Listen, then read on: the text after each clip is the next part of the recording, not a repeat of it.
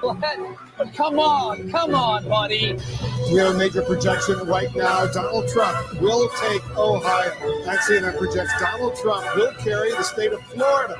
Huge win for Donald Trump. Donald Trump, we project, will win in Kentucky, in Indiana, with its 11 electoral votes. West Virginia, Tennessee, Mississippi, South Carolina, Alabama, North Dakota, with its 3 electoral votes, and South Dakota, Texas, Arkansas, Louisiana, the state of Montana, North Carolina, Georgia, Iowa, Utah, Wisconsin, Arizona, Kansas, with its 6 electoral votes, Nebraska with its 5 electoral votes, and Wyoming with its 3 electoral votes. Sorry to keep you waiting. Complicated business. Holy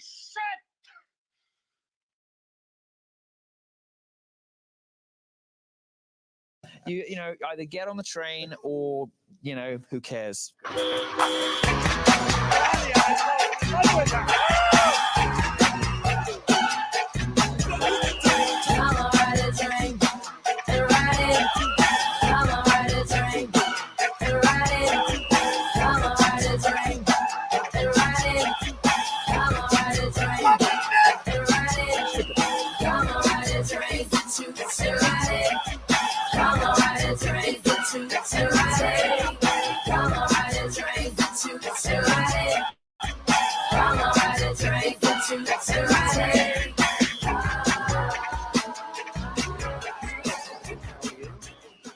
So what's your experience in front of the world?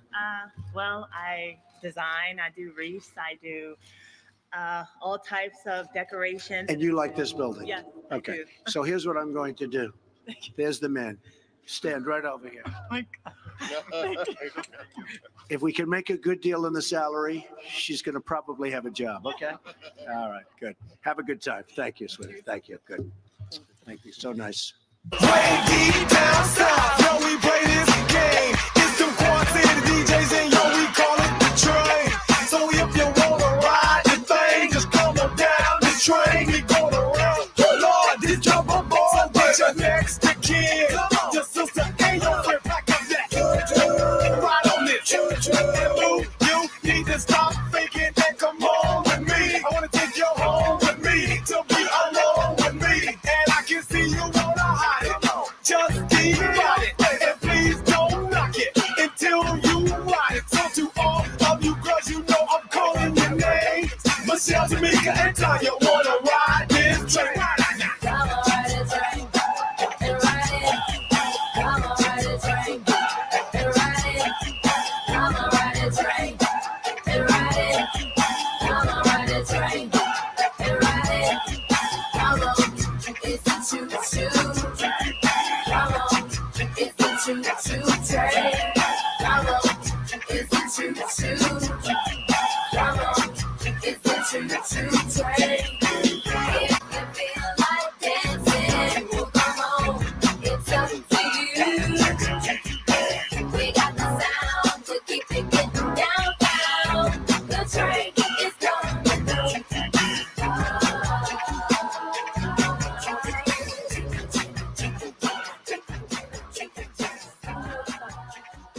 Those days in the hospital, I received from you a handwritten letter that said, "To the bravest woman I know." And I remember that. Yeah, I remember that. you, Such a wonderful, beautiful woman. I mean, just an amazing woman. And are you coming along okay? no, sir, but that's okay because I'm here right now to thank you in person, and that was my biggest dream. And I wanted to thank you because through you and your organizations, my son, who is Mexican American, 7 years old, through your organizations and just being able to stand on that stage with you back in 2005. We'll be starting in 5. The outpouring of love that came from that ultimately provided my son, when he graduates high school, with a full ride to college. And that was great. I can smell them tranquil breezes from a mile away. Graduated from Boone, up the Alizé. You're looking tough to death, got your weave done right. It's on so tight, now it's on the night.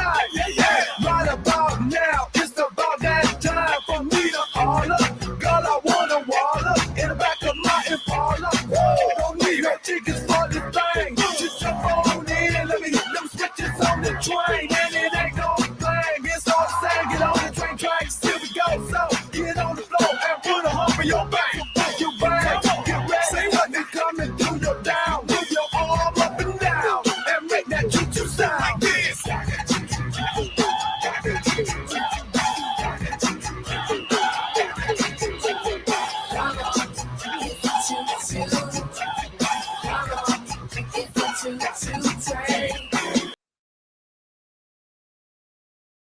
All right, testing. Can I hear you? Can you hear me? I can indeed.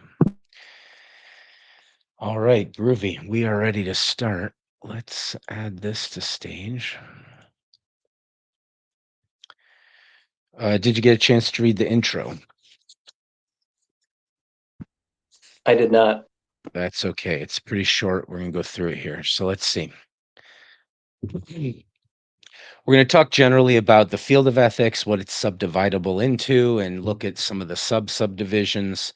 This is the type of intro. It's pretty basic, and I can tell one of the reasons why we picked this book for the really backbone intro course was that it leans in. Let me turn my mic sensitivity down a bit here. There we go. It leans in a direction that's just sort of antithetical to the direction that I lean. And so we're going to see that here because he's going to focus. We just finished that great theology section. Now we're going to have like, I don't know, 5 or 6 little essays in ethics to get a feel for the field. And so I sort of expand what we talk about in the introduction just to get a better feel for the field. But what he's mostly going to focus on in the essays is a bit of meta-ethical, subjective versus objective arguments. So he starts out, we use terms like ought, duty, sinful, virtuous, right and wrong, good and evil, obligation, things like that. And the question is, well, what are these words that we're using all the time? They're moral terms or ethical predicates, and statements made with them we would call moral statements or ethical statements. Things like abortion is wrong, or you ought not to do X, or something like that. Those are all moral statements. When two thinkers apply opposite terms to the same thing, we say they're having a moral disagreement. Moral statements seem qualitatively different from factual statements. Nobody expects the Spanish Inquisition is a statement that you could try to find facts to support or to oppose or to falsify or something like that. But if somebody were to say the Spanish Inquisition is wrong, it's not as immediately clear what it is that you would start looking into to determine if that was the case, right? It doesn't mean that there isn't something you could look into, but clearly it's a different kind of a statement.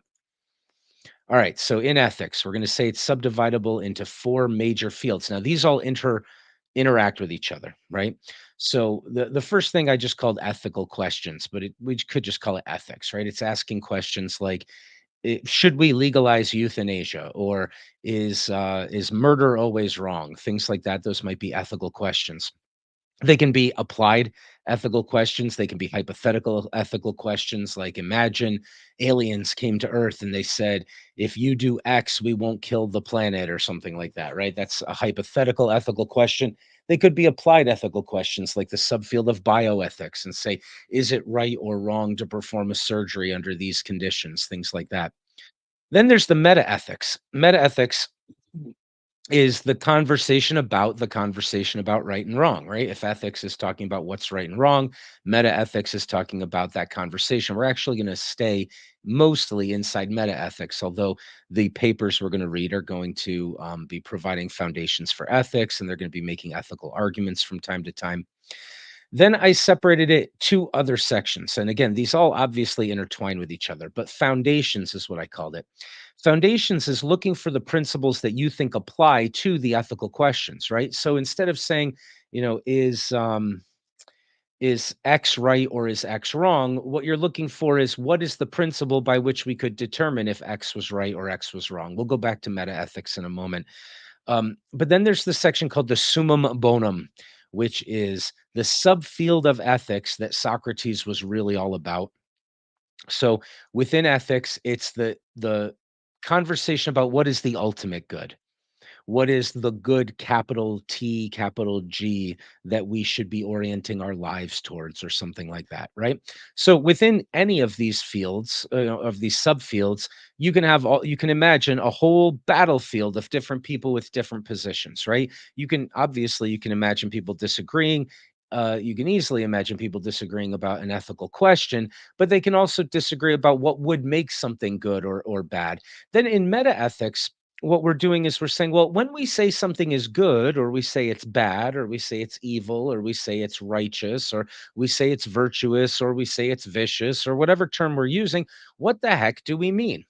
And it's separated. It's definitely separated from the actual questions themselves to say, well, what's the quality of these statements? What is it? What are the facts or the supposed facts, or are we just emoting, or what is going on when we're engaging in ethics? All right, so let's move into each of these. Ethical questions.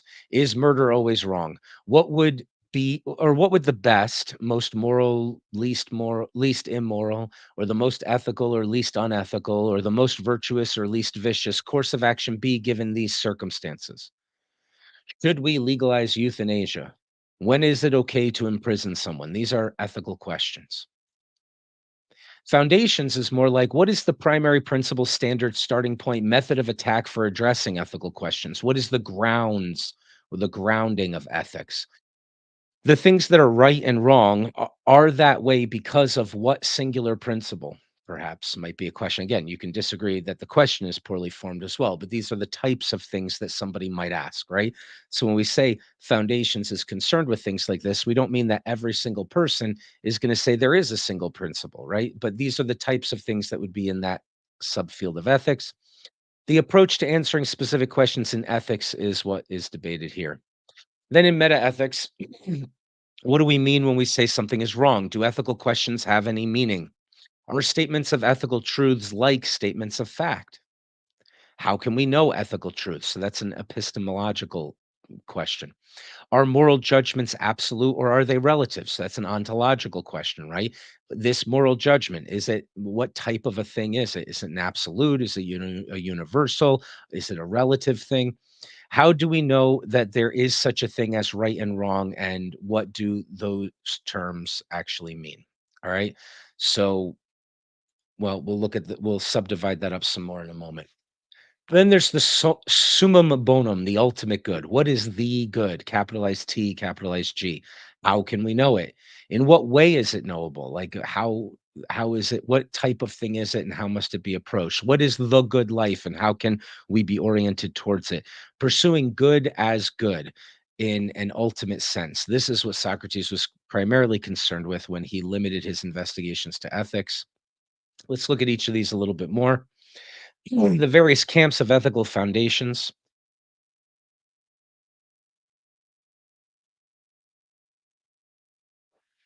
Excuse me. Some of them are normative. They're looking for the rules that we should live by, right? They're saying, okay, you can see there's lots of different systems that one might take. The deontologists, we talked a little bit about that last time. There's agent-centered deontology, there's patient-centered deontology. That's the difference between saying, how should the agent act according to duty, or versus the second category, which would be more like, what are the rights that other people have, which limit the appropriate actions that we would call good if taken in a way that would affect them. Then there's consequentialists, right? This would include the utilitarians. One of the things to notice when we get into this new section, and this is going to happen a lot in philosophy, is that words which mean a very specific thing in other contexts mean something different in this context. And here we have pragmatists. This isn't referring to William Jamesian pragmatism in that sense. Rather, pragmatists that are, consequential, normative. So you can take each of these levels and just say, the normative consequentialist pragmatists, right? You can say the normative deontological agent-centered theorists, right? So the pragmatists, the utilitarians are the ones you typically talk about. So the utilitarians, they say, okay, there's a single principle, and the way we judge whether or not the thing is the right thing to do is we put it into this calculus of calculating the consequences, right? They're consequentialists.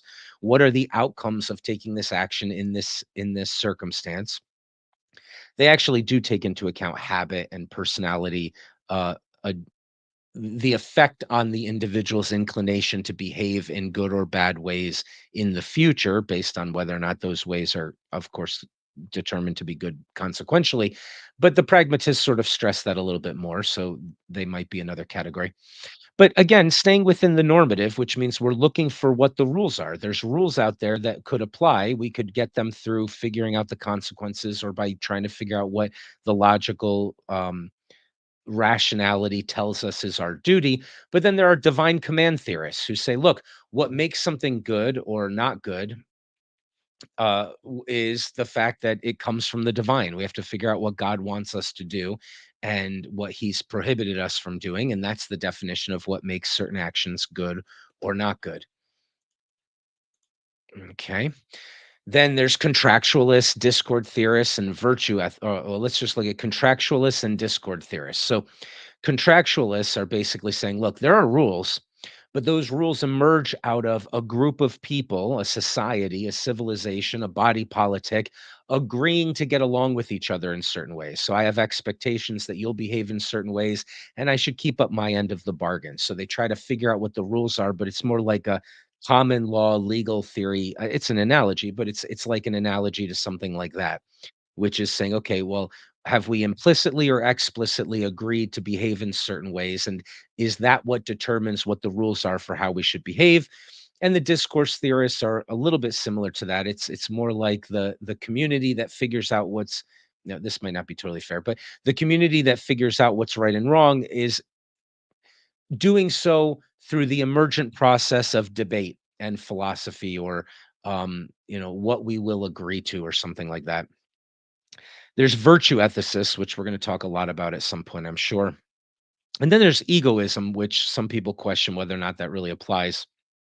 But maybe ironically, what they think is the rule for your behavior should be whatever's good for you.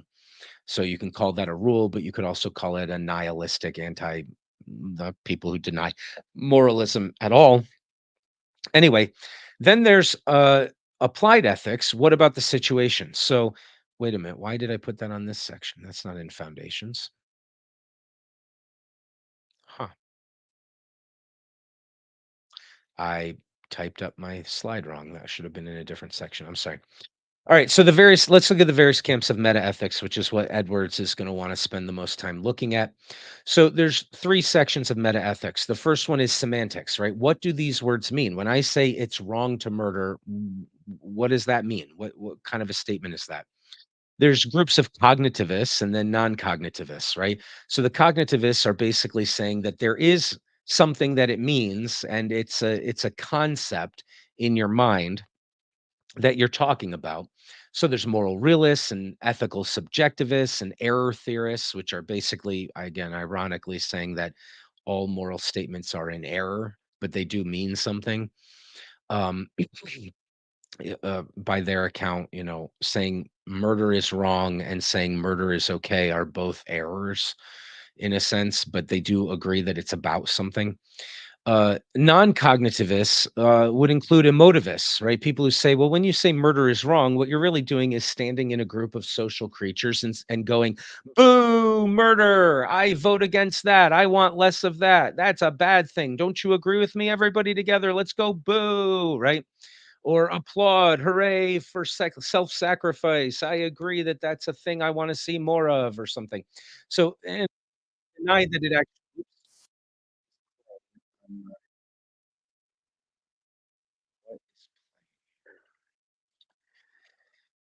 My bad. 1 second. Let me fix this.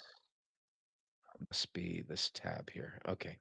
Sorry, I had some audio coming in at me. All right. So the disagreement here is between those who think that the words are referencing something internal to yourself, or whether or not they're about something outside yourself, or really actually the difference between cognitivists and non-cognitivists, because the subjectivists are in the cognitivist position, are the ones who think the words actually have a meaning. And it could be a meaning about what you feel, right? That would be the subjectivist perhaps, but it still means something versus it's an emotion. It's like an outburst, or it's not the type of thing that could have meaning. It couldn't be false or true. It's just something that creatures like you do. All right. Another way of looking at it would be centralism versus non-centralism. We don't have to look at that, but they take thick and heavy concepts versus thin ones. All right. Ontology is a part of metaethics, which is, oh, here we go. Welcome. Let's keep this thing working. Okay, there it is. All right. So ontology, oh, sorry. What can be known? So there's universalists and relativists and nihilists. Again, we're seeing some of the same terms here that we've seen in other contexts, but we want to keep clear that these terms are emerging underneath the subheadings of other things. So you could say a meta-ethical, non-cognitivist, emotivist theorist or something like that, right? But the word relativist or the word subjectivist might mean something different in a different context. But in the context of ethics, in ontology, we're saying, okay, um, are there universal things? Is murder always wrong, or is it relative to the culture, or is there no such thing as a moral statement that's accurate? That it's about something, or it's about nothing, rather than saying it tries to be about something, but the thing it's trying to be about is a fantasy. Would be a better way of putting that. Then there's epistemology, which is about the question of how can we come to know it, even if there is something knowable. And so there's inferentialists. Those are empiricists and rationalists. These are people who say, look, you can figure it out. You got to examine this or you got to examine that, but that's how you can come to know it. There's intuitionists who say, yeah, you can come to know it, but you have to have a faculty. You have to have, it's not just an investigation like a science where you go out and collect data.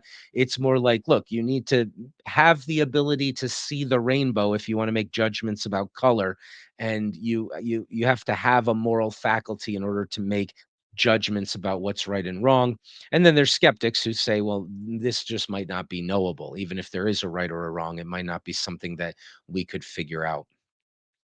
In the summum bonum part, that term means two different things in ethics. And so we want to separate out what it means. Sometimes it just means the ultimate principle. And so there are ways of reading Aristotelianism, Epicureanism, Kantianism, Stoicism, where you say, well, what these people are about is just trying to find the rule that is the ultimate rule that applies, but it's not really like the good in itself, like the source of good, like the thing Socrates was talking about. But there might be other ways of reading those camps of thought. So I included them with question marks after and say, okay, we're not talking about the ultimate principle. What we're talking about is what Socrates was talking about when we do this part of ethics, which is what is the good qua good? What is the good in itself? The ultimate good, meaning the thing we should be oriented towards.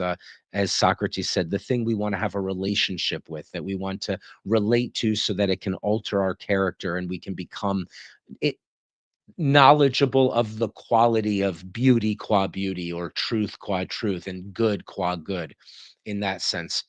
And so there's Thomisticism, Thomas Aquinas trying to synthesize Aristotelianism and Christianity in the Middle Ages. But there's also Platonism in the Socratic sense I've been talking about, and perhaps there's a great deal of this perhaps in Neoplatonism in Middle Ages as well. Again, we're not going to be focusing on this. Then there's the basic ethical questions, right? This is just, hey, doing ethics, right? And so in that, we've got maybe three subcategories. There's applied, which would be saying, hey, applied bioethics or technoethics or something like that. Like, what should we do when all right, here's a good ethical question. When is it okay to say that a mental patient doesn't have the capacity to make decisions for themselves? It's a big thing to take away the freedom of another person and lock them up and pump them with drugs and force them to engage in therapy to try to heal them against their will, right? So you might have applied ethical questions in the field of medicine and psychology that would you do have that, where they wrestle with these types of things and they write articles and essays about it. And similarly, what was another example?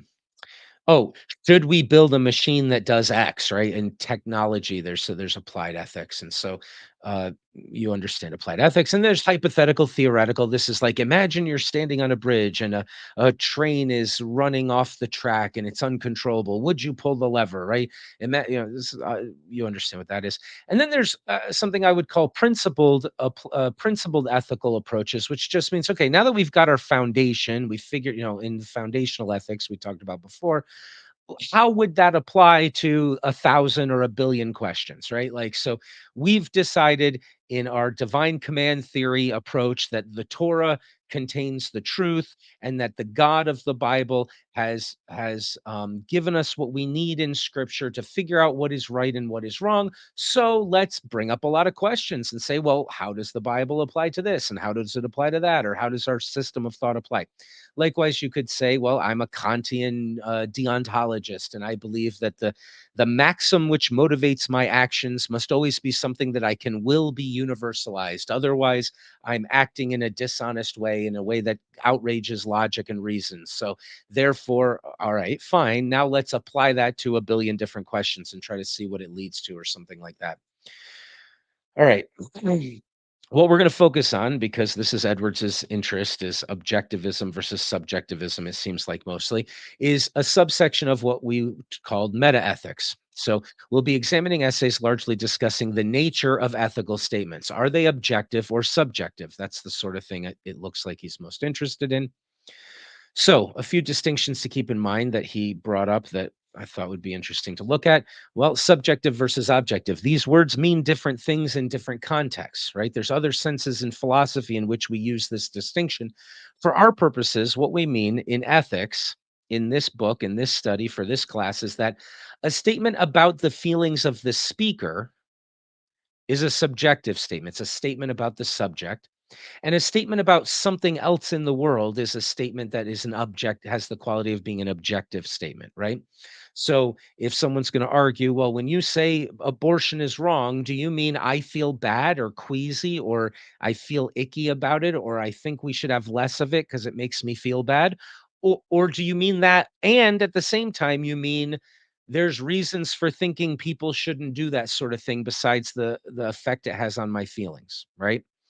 And so that would be the difference between us calling, remember, metaethics means we're talking about the conversation of ethics. So calling ethical statements subjective or objective. Then he says, well, why don't we pay attention to the difference? He calls it the disagreement in belief versus the disagreement in attitude. I'll call it opposition in attitude.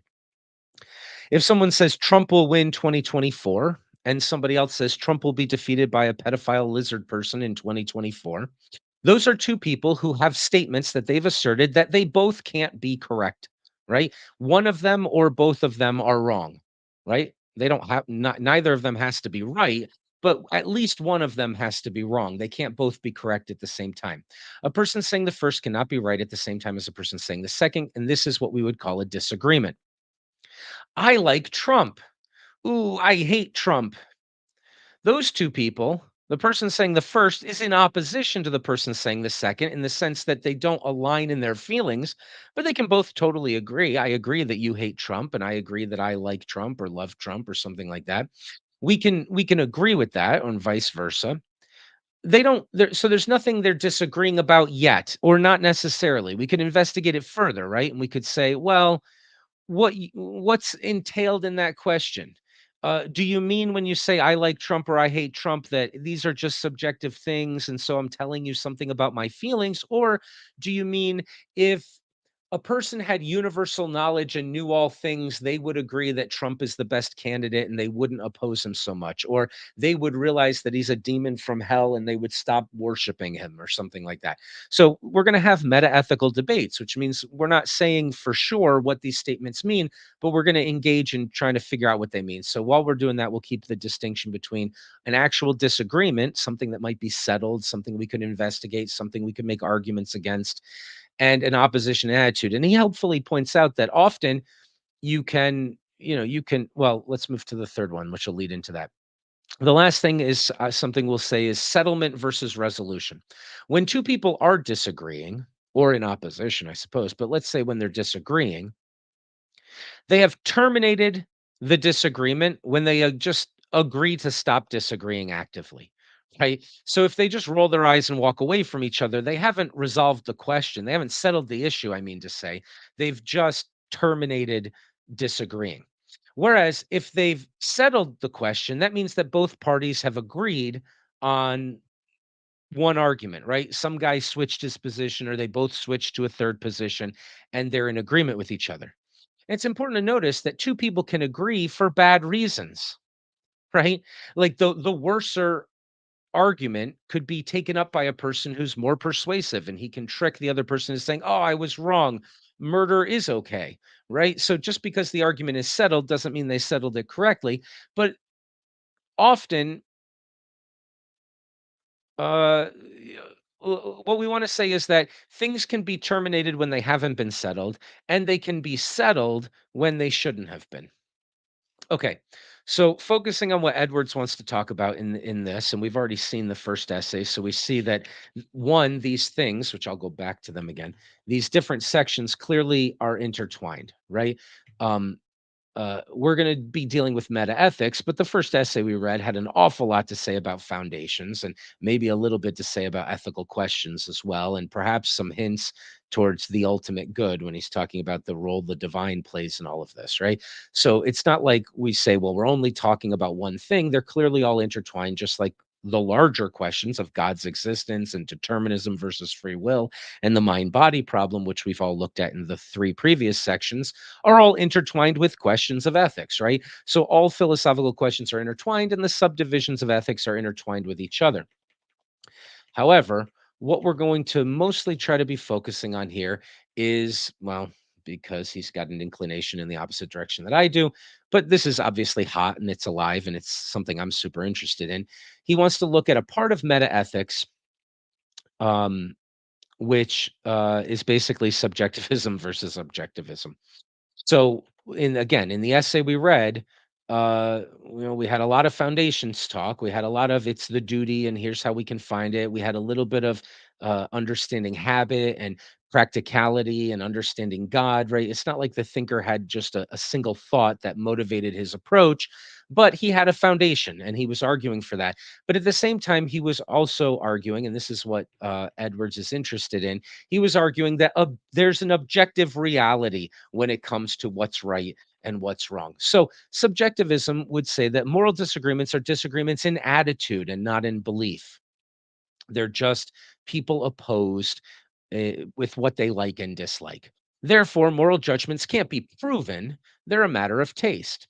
Okay, we can argue about taste, right? I mean, people talk about this composer is so much more uplifting and pleasant to listen to than that composer. But at the end of the day, the subjectivist is saying, well, that's how you feel, and maybe you've got some reason for it, but you know, you can't tell a person they should feel differently if they happen to be a different kind of person, perhaps. There's a lot in subjectivism. It's not like a total relativism. It doesn't mean that there aren't subjectivists who think, no, we need to figure out what's right, and we can do it within subjectivism, and we can say, hey, it would still be wrong to do X, or we could say, hey, some people won't think so because it's just subjective, but we should lock them up, right? So we're not going to make too much of a cartoon of anything yet. However, there's a major challenge that happened to subjectivism that has made most subjectivists at least sophisticate or alter their perspective. And it's this is what Edwards tells us about. It's this philosophical challenge. Two statements cannot mean the same thing if the same sets of proof don't work to prove them both. Therefore, it was argued, the statement abortion is wrong cannot equate to I personally don't like abortion and think it should be opposed. Why? Because the sets of facts that would prove the second wouldn't prove the first, right? I could say, hey, I personally don't like it. I hooked myself up to a machine, and you can see very negative emotional reactions when I hear or think about it. I've dedicated 30 years of my life to standing in front of abortion clinics and holding signs. I think it should be opposed, and I can prove I think it should be opposed. But nobody thinks that no matter how well you prove that second statement, any of that evidence would count towards proving the first statement, or not nearly as much. There'd be very little overlap there. And so, because of that, philosophers say, well, those two statements must mean something different, right? You can't, if you're a subjectivist, you can't say all moral statements are nothing more than reports of your personal attitude, because the arguments you would make for one of those statements wouldn't count for or against the other one. The sets of facts which could prove the second wouldn't prove the first, so the statements must mean different things. As a result, there's been some altering, adjustment, sophistication, abandonment of subjectivism. Some subjectivists have responded by saying, all you have a right to assert is that I disapprove of abortion, right? So those would be maybe meta-ethical non-cognitivists, or maybe they would be people who are emotivists, or which is a type of non-cognitivism. Or maybe they would say, it's a statement of fact that you don't like it, but that's all it means. And so I'm not a normativist. I don't think that or a relativist, or maybe you could be a contractualist, or a person who says, well, we got to talk it out and we got to figure out what we can all agree on, and then that's the source of what makes it the rule, right? The dialogists, or what were they called? They were here somewhere. I think they were here. The discourse theorists. All right. So in any case, subjectivism has moved a bit, or others say that the statement abortion is wrong literally means, this is the emotivist side, nothing more than boo abortion, right? That would be the person who's just actually emoting, right? They're not even saying I have a feeling. What they're saying is boo, and I hope you hear me say boo, and others should think so too, and maybe we can all boo together, that type of a thing. So they may there's still a different kind of right. There's still the subjectivists that are in. Let's see. Oh, what happened to that? Be right here. There's ethical subjectivists who are in the cognitivist category still. But in any case, he's saying he's most interested in this subjectivist versus objectivist. And so he's setting up the disagreement in the state of the conversation right now. And he's saying, well, some have fled to emotivism and non-cognitivism, whatever. Let's move on. Then of the objectivists, because again, I think this is what he's going to focus on the most. There are naturalists and intuitionists, is how he distinguishes it. So again, we talked about this a moment ago, but the naturalists might include people who say, look, I'm a utilitarian. Let's go and investigate the consequences of all of this. Whereas an intuitionist would say something like, you have a faculty that is called a conscience, maybe, or a moral faculty, and it is triggered if it's educated properly and nurtured properly and not been totally smashed to pieces by immoral behavior or something like that. They're sophisticated. They're not just saying it's as simple as, or you can tell, or anybody who says they feel a certain way means something, but they're intuitionists who say you got to keep your conscience clear. But if you ultimately, you'd have to ground your understanding of what's right and wrong in something that can be traced back to your use of that faculty. So this is his setting up for what we're going to look at. I think probably what's going to happen as we go through this fourth section of our intro course is we're going to notice that a lot of these essays are not really as restricted to what Edwards is most interested in. And we're going to see a lot of foundations talk. Hey, it's all about duty. Hey, it's all about increasing the greatest happiness. And so we're going to be arguing about the ultimate principles. And we're certainly going to, explore certain questions. And then also, people will talk about the ultimate good and the ultimate aim and end of everything. And I think that the best thing to do is to spend just as much time as we feel like in these other realms, and not let Edwards restrict us just to this one meta-ethical thing that he's most interested in. However, he picked the essays that he picked, and we chose him for our textbook because he's inclined in a different direction than I am, and so it helps balance things out. So that's the end of our introduction to this. There's the last few paragraphs here of his intro, if I can pull it up here, which we probably really don't have to read, to be honest. Let's pause there. I think what we did there is better. We gave a better introduction, I think, than sort of a brief but really rapid tour of the battlefield and the different subdivisions of what's available in these. We should probably look at a few of them a little bit more and just talk about them in general. But we know what's in store for us with the rest of these essays that Edwards is going to have us read. It's basically, we're going to be debating the quality of moral statements, whether or not they're universal, whether or not they're relative, whether or not they're objective or subjective, and do they have meaning? That's the main thing that we're going to be debating and exploring in this section, in the fourth section of the 101 course that we're looking at right now. So why, instead of doing that, why don't we go in and talk about some of these other camps or things that people might find interesting? And this might be a pretty short class today, since there's nothing really else to go into. So the first question might be, let's see if we can change the lighting here. It's not helping anything. Oh, that certainly isn't helping anything. All right. So the first question might be, actually, here's a better question. Savad, Alana, anybody who wants to vote, before we talked about what Edwards is going to have us focus on, is there anything in ethics that you happen to be most interested in or would hope that we would get to? Because again, this is I called this the intro to the intro, because we have the full ethics course, which we're planning on doing in this first year. But in our backbone course, we're only going to get to look at, just a little bit of a taste of a few things here and there. And Edwards wants to focus on this subjective versus objective thing. But in the admittedly brief tour that we've taken, there's quite an awful lot of camps here. There's quite an awful lot of approaches, right? There's people who say, hey, this ethics thing is a waste of time. There's people who say, hey, this is the most important thing we could ever be concerned with. There's people who say, yeah, it's important, and here's how you solve it. You look at the consequences. And then people who say, no, here's how you solve it. You figure out what your duty is, and damn the consequences. Just do what's right in every situation.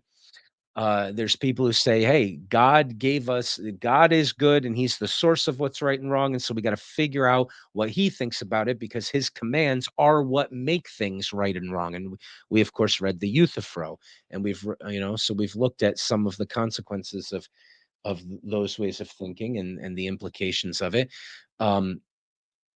But the Socratic summum bonum, the ultimate good, is still something that Socrates, even though he's showing the Euthyphroian dilemma, he's also aimed very much at something that's evidently divine, clearly divine. So there's a difference between being a theist versus an atheist, and being someone who believes in divine command theory, right? Most religious people probably wouldn't fit into a divine command theory, even though they would probably say that God is the source of right and wrong. They think it's, they don't, Kierkegaard might say, hey, if God says kill your son, then that's the thing that's right to do, and not doing it is immoral. But that doesn't mean that everybody who is a believer in the divine thinks that that's how we figure out what's right and wrong. And then, of course, we've got contractualists and discourse theorists. Those are some interesting ideas, right? That's you can think of, people coming together to figure out how to live, and so they make agreements with each other, contracts with each other, and it's actually wrong to break those contracts, right? But the source of right and wrong comes from a body politic, or it comes from a social species that's highly advanced. And these things maybe don't exist unless you have organisms like that and species like that. So it's, oh, sorry, we'll add you back in there. Don't know how that happened. Oops, we're having some tech issues here. Yeah, I tried to start my cam. It did that. So I'll leave it alone. When I think of contractualists, reminds me of, let's say, of a handshake.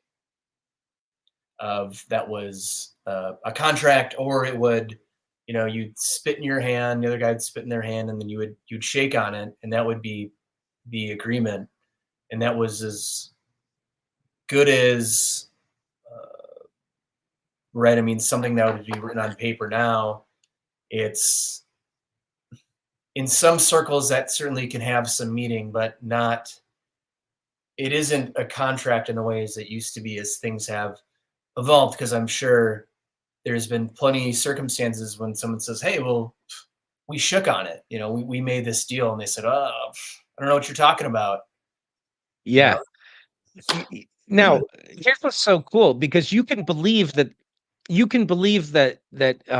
contractualism, or we could call it covenantism, or well, let's call it contractualism, since I can pronounce that on my first go without a problem. But in any case, you can believe that therefore morals are relative. Or you could believe, no, they're absolute. It's absolutely always wrong to break a social contract, right? So, there are people who think that, morals really matter, ethics really matter, and they're contractualists. And then there's people who think, it's relative, and so there's not really a rule or something. But it's a social agreement. Now, what the contractualists are saying is, you don't have to shake somebody's hand. You've been doing that your whole life. By being born and engaging with people, and when you're angry, you don't murder them. The reason why you weren't murdered the first time someone was angry with you is that we're all, without shaking hands, engaging in contractual agreements with each other. We've decided this is how we will behave. And if we break those rules, we say, well, that's immoral. And we're right to do so because that's the source of morality. Whereas a relativist could say, no, yeah, that's the source of our idea of morality, but that's the proof that there's no such thing as actual morality, right? You see that there's a difference there, because a contractualist is saying, no, there's morality. Here's where it comes from. Whereas they seem close, and you can imagine being in both, or not knowing that you're in both, or having an overlap, or synthesizing them. But yeah, that's their theory, is that you've been doing that your whole life, and that's where your sense of right and wrong comes from. But also, what makes things right and wrong is the fact that you are not a singular character flying through the universe alone, but rather you are the product of and a participant in a community. And there are unspoken and implicit agreements and disagreements about how we should treat each other. And so figure out those and don't break them, or else you're being immoral. That's why they're included under the normative class there, right? They're looking for the rules. And for them, the rules that tell you what's right and wrong in specific cases come from figuring out this sort of common law, traditional, socially emergent milieu in which you live, and through which you live, and out of which you emerged, and all of that. So they're we're probably not going to spend much time talking about them, but it's interesting that they're there.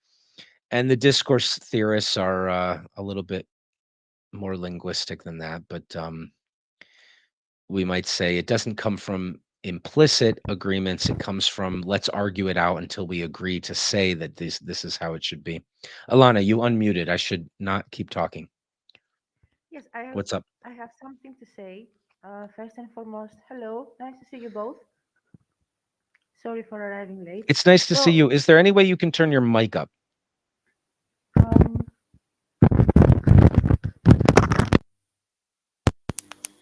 Is it better now? It's brilliant now. All right, perfect. So what I have to say in regards to the latter parts of your wonderful train of thought is that if our ethical system makes us comfortable in the morality that we have structured or accept or witness, then we are dead wrong, or we will soon be. That's just a thought of mine, a bit propositional. Okay, never mind that. Now, I have a question, Zara, and it sources a bit to the cycle that you did on Twitter last year with the consummate thinkers. So I held in my mind the yin yang symbol, and you use it for the site as well. So to today's subject and the whole field of ethics, regardless of if you accept them or not, as if you have espoused or try to embody, if we consider try to create ultimatums of yin-yang symbols for ethical systems to be able to choose or to Yes. create the end nodes. Yeah, that's a part of If the map. okay, if for the self the ultimatum of destruction or negation is solipsism, with its complementary part for the quote unquote above to be nihilism. For the microcosm of the self, we have solipsism, and for the macrocosm, we have nihilism. This yin yang, if we see these two as a yin yang, it could probably be easily seen as well as the ultimatum of negation, also known as distraction. What would be the ultimatum yin yang for the for divinity, for light, for goodness, for agatho, as the It's ancient the, Greeks used to call it, the according to summum, your it, perception of things. the summum bonum. So the exact opposite light side of that dark side, which again, like you said, we're not agreeing or disagreeing with any of these camps here, would be when Socrates says the source of all goodness is what we're trying to get to, that it's infinite and it's the source of all being. That would, I think, be the absolute opposite of that other Haitian camp you're talking about. Does that work? And in regards to ethical systems, the equivalents or the ones that could be Oh, well, corresponding that's from right. the So spectrum when of when you talk good. about ethical systems, you mean by foundations, that would be the virtue ethics. And I think, and because Socrates says we have to relate to that thing. So it's characterological. It's about who I am as a being and how I'm relating to this infinite being. And so we didn't talk much about virtue ethics, but if we go back to the foundationalists here, the virtue ethicists are basically saying, look, you're looking for rules here. You're not the sort of creature that ultimately should be obeying rules, not rules of duty, not rules of consequence, not rules because God tells you what the rules are. That's Euthyphroianism, perhaps. You're not just obeying social contracts. What you are is uh, a being that can be more a manifestation of the light than of the dark if you can figure out what kind of being you are and how to get closer to the light, something like that, right? So the Socratic attitude here, aiming at the summum bonum, the divine, not as the divine that's telling me the rules, but the divine as the thing I'm supposed to get towards, would be, I think, in the category of virtue ethics. Now, virtue ethics doesn't have to be about the summum bonum. Uh, it can be about the Aristotle had a virtue ethics. So to illustrate virtue ethics a little bit here by separating it from the summum bonum, what we can say is, well, Aristotle's ethics is scientific in a sense. Instead of saying, let me go and examine the consequences of your actions and then we'll measure them out and calculate them, that's a little scientific. Or we saw that deontology can be quite scientific in its approach. Say, be disinterested and figure out the rule and all of this. Aristotle says, no, no, no. Here's what we need to do. Let's figure out what the virtues are. Courage, there's a virtue for you. Okay, look around. That guy. We agree he's a courageous man, right? Yeah, that's the way he is. He's a virtuous person, right? So let's argue and figure out what it is about him that makes him virtuous and see if we can't push our characters towards that. But the fundamental basis of it is being the right kind of person, right? So none of these systems are unsophisticated, right? So one of the things that we don't, what we're trying to do is distinguish them.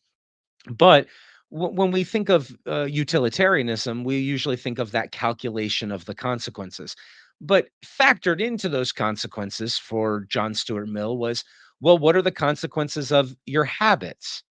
And what are the consequences? Like, let's say if you lied right here, it would make more good than bad happen, except that it would also, one of the consequences would be to damage the moral fabric of other people and make them inclined to think lying's not such a bad thing, which might cause more lies that have greater bad rather than good, because a lie that can create, in his view, greater good than bad is very rare.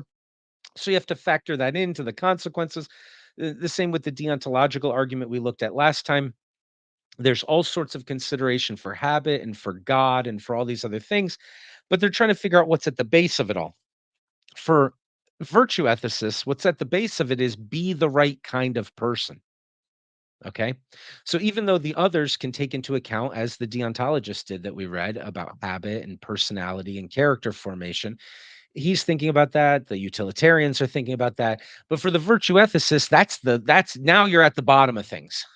What you want to do is become the kind of person who doesn't have to think, I wonder what the consequences of these actions are, because you're already inclined to do the sort of thing that we would call good.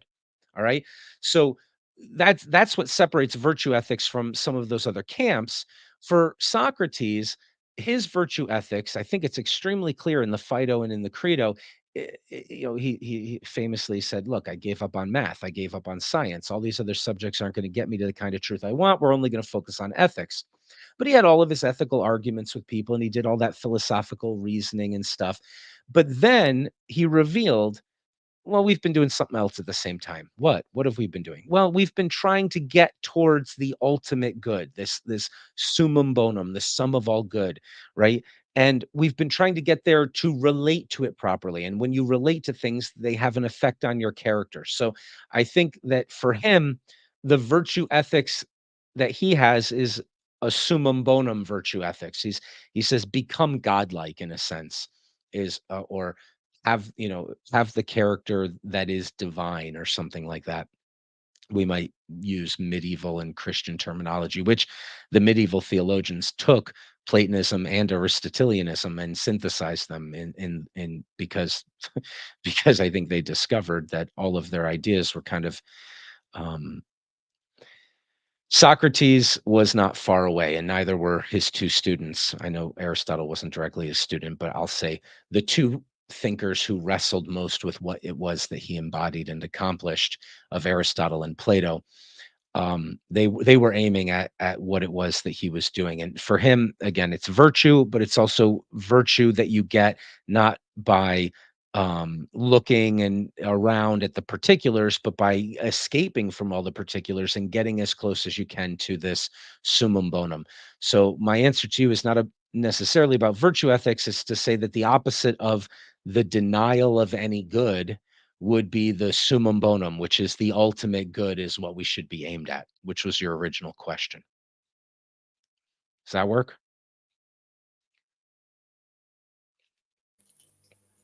Excellent. Thank you very much. Thank you. Good question. Now, you said something before that. You always say 2 or 3, a minimum of 2, really things that we need to talk about a long time. You said something before all of that, and I can't remember what it was now.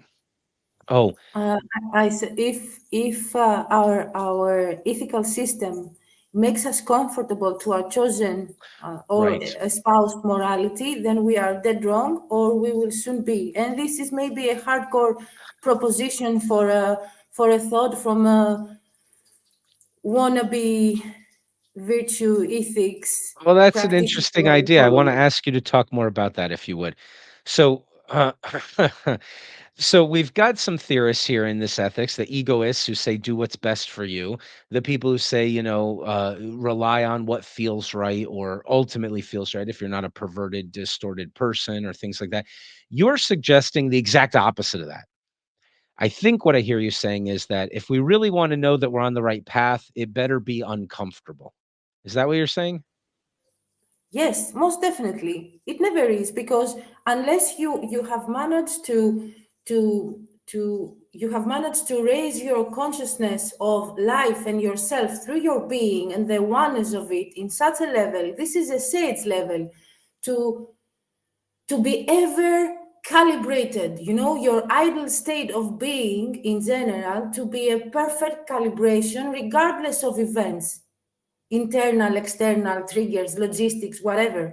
So Yeah, I think you're If in a we are summum bonum comfortable world. in our with our ethical system, makes us comfortable in our morality, chances are that there is fault, We there tricked is ourselves. We found misconception. something too Yes, easy. Yeah, yeah, yeah. yes. That's that's an interesting approach. I like that for a number of reasons.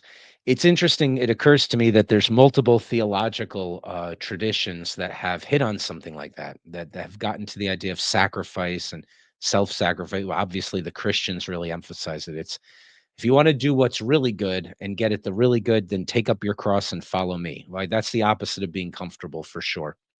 And you can see the similarity between that and taking the cup of hemlock and drinking it like you're thirsty, which is that Socratic thing we were talking about. Um, so awesome. Those are some awesome contributions. Often we go 2 or 3 hours, but I think what we're going to do is I'll keep it recording and live streaming because the conversation gets good. But I'm just going to leave it like this, open for anything, since we're not going to read another essay or anything today, and we'll just keep chatting. And with no other aim besides that. So why did I put applied ethics here under the foundations? Because it should have been under, where the heck is it? Oh, ethical questions. So it's right there, applied. I don't know. I don't know why I put it in the wrong spot, but there are fields of applied ethics. So if we pretend like this is over in the other slide, bioethics, professional ethics, political ethics, which would include the ethics of war. There's all sorts of articles and books and essays written on what makes a war just, what makes it morally acceptable, what surgeries are permissible, what are not. Ethicists have they have a nitty gritty, dirty, get your hands dirty kind of subfield within them. And so that makes this subject sort of fun. I mean, obviously, you can write essays on any of the topics that we've read, and but it's not as clear. Oh, hey, Mark. It's not as clear, like with the determinism versus free will debate, that there's a bunch of people you can hire to say, "Oh, help me to make my CEO decisions by telling me about whether or not I'm free or not." You know what I mean? But the ethicists there's all sorts of subfields of ethics that are in that applied ethics part. So that's worth noticing. Um, I think we'll have a really clear distinction. I wanted to say that when you were talking about splitting the subjects down through the yin yang symbol, that yeah, I think all of these, there's one field of ethics that becomes its own yin yang symbol, and then we can take each of these major questions and divide them into these different categories. And I really like your question of let's take. I think you've identified pretty correctly nihilism as on the far Hadean end of all of this.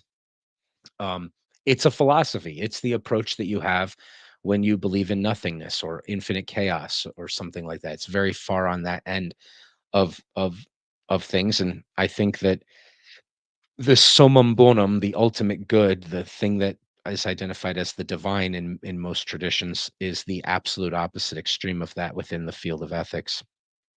So that was a really good question too. We see that there's a lot, right? There's a lot of camps here. And one of the things we said before, I want to stress again, is we got to keep track that these words mean something very specific within this field, right? So when we talk about the pragmatists, we're not talking about William James. We're saying, no, I mean the normative consequentialists, pragmatists, right?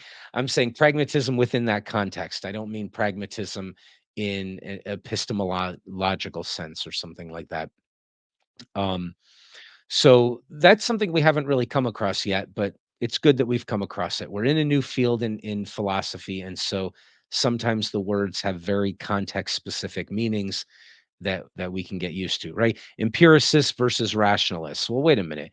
There are empiricists. That's a category of a way of philosophizing, and there are rationalists. That's a category of a way of philosophizing. But what this means is within the field of metaphysics, in the epistemological metaethics, epistemological metaethical empiricists. Okay, well, that's an inferentialist. That's a person who says, The way you can figure out what's true about what's good is to go and examine things in the real world. Or the rationalists would say you can figure it out, but you figure it out through, using your brain and finding the consequences of what's rational and doesn't contradict itself and whatever. And those are in a different category than the intuitionists who say, well, no, this thing's grounded in something that you can't argue to. This thing is grounded in you're just the sort of creature born knowing that some things are wrong. And that's not good enough. We can't just say, hey, somebody reports that they feel something is wrong. But that is ultimately as far down as you can get when you're trying to figure out what's right and wrong. So make sure your conscience isn't completely abused and ruined and perverted and destroyed, and make sure that whatever education and environmental factors are necessary to cultivate it and help it to grow properly, to become sophisticated enough to give you the right feelings in certain things is possible for you. Organize your culture that way, but you're not going to get to anything below something like that. So, that's why you should care about those things so much. It's whereas the inferentialists, they would say, hey, it doesn't matter if you're born in hell and your entire culture is lost. You could sit and think, or you could sit and examine the consequences or something like that. And you could figure out what's right and what's wrong. And it doesn't really require you to have a faculty that feels a certain way about things. So that's the distinction within the epistemological part of metaethics. So I wanted to talk about all of this because Edwards is really only going to focus on this one, maybe a couple of meta-ethical questions. Is it objective? Is it subjective? Is it universal or is it relative? Those are the sorts of questions he wants this section to be dedicated to. And you can see that that's a very thin slice of one part of ethics. So I figured, look, let's give ourselves the broader battlefield and kind of maybe not understand all the camps and maybe not read. We're not going to read essays in all the camps because he's not going to give us that. But when we do our ethics course, we certainly will. But you've got a good glancing general picture now of, okay, this ethics thing, this is there's hypothetical, there's applied, there's principled, like let's figure out what's right and wrong now that we've got our foundation. There's arguing about the principles and the foundations. There's Socratic aiming at the ultimate good stuff to talk about. And then there's this meta ethics, which is again what he's going to try to focus on the most, is just a couple of aspects of meta ethics, which is quite timely and fitting. This is what this is alive and this matters. And you're going to hear people talking all the time on Twitter and all sorts of other places, because they haven't thought carefully about any of this. They'll often say things that are the exact opposite of the next thing they say. So one of the real benefits of studying anything in philosophy or any part of ethics is that we need to actually spend some time realizing that we do think things about these subjects, or worse, that we make assertions based on things that we might think in these subjects, which could be the exact opposite of the foundations we use for other statements we make. So by trying to sort this out, we're not just sorting out a subject, we're sort of sorting out our own minds to some degree. Even if we're not concerned with like the Socratic summum bonum, we're still sorting out our own minds to say, okay, wait a minute, let me decide, what do I think really matters for the foundation of ethics, and what things are true? Like, am I just going to say things are relative when it's convenient and then say they're absolutely right and wrong when I want to? Does that make me an emotivist? And so, do I contradict myself? This is going to, I think this course, especially the full ethics course that we're going to still do this year, I think it's going to give us a chance to really consider questions that we've probably taken for granted, and maybe taken for granted in the sense that we dance back and forth between different ways of thinking whenever it suits us, perhaps just because we've never spent the time to carefully look at what it is that underpins and what assumptions go into the sorts of statements that we're making and the ideas that we have. So I think that's probably the main benefit we're going to get from this. And this is the fourth section of what we've looked into. And we've got 4 more sections after this one. This one's much shorter than the previous one, and so it won't take us very long to get through it. So on that note, I'll end it, but I think we'll have probably a pretty long after talk about whatever we feel like talking about.